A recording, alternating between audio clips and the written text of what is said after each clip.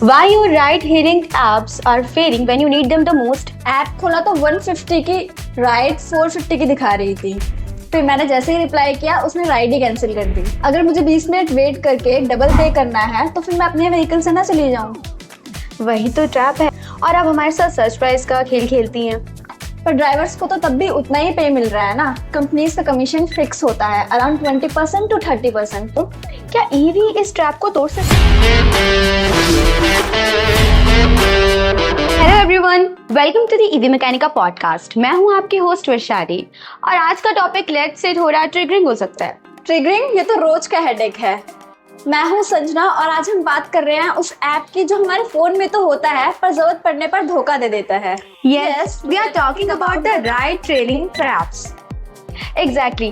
कल ही base infotech का एक आर्टिकल पढ़ रही थी मैं।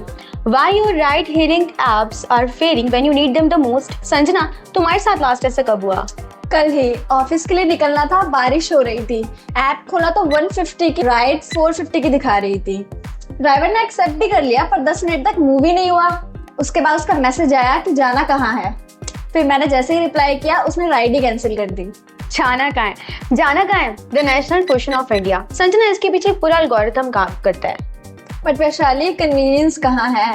अगर मुझे 20 मिनट वेट करके डबल पे करना है तो फिर मैं अपने व्हीकल से ना चली जाऊँ। वही तो ट्रैप है। ये कंपनीज हमें स्टार्टिंग से ही सस्ती राइड का चस्का लगा चुकी है और अब हमारे साथ सर्च प्राइस का खेल खेलती हैं। पर बैलेंस कहाँ है?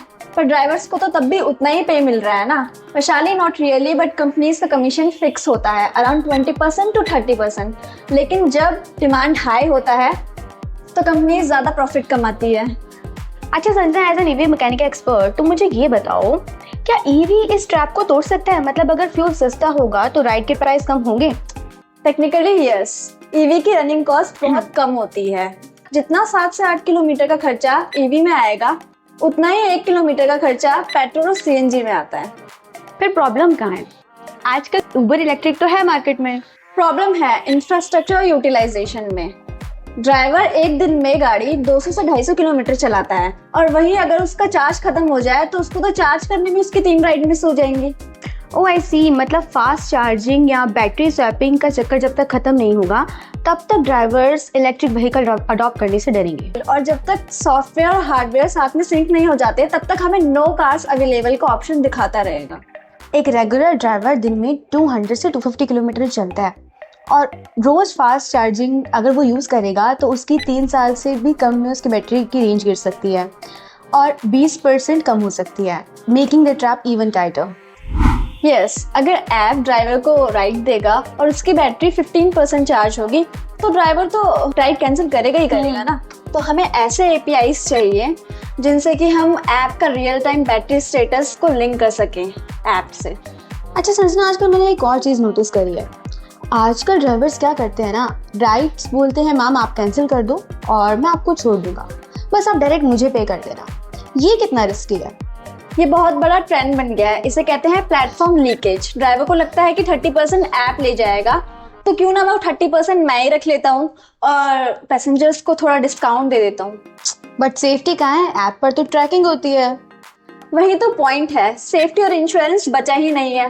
पर ड्राइवर्स की मजबूरी है क्योंकि उनका ईएमआई और मेंटेनेंस दोनों का कॉस्ट बहुत बढ़ता जा रहा है।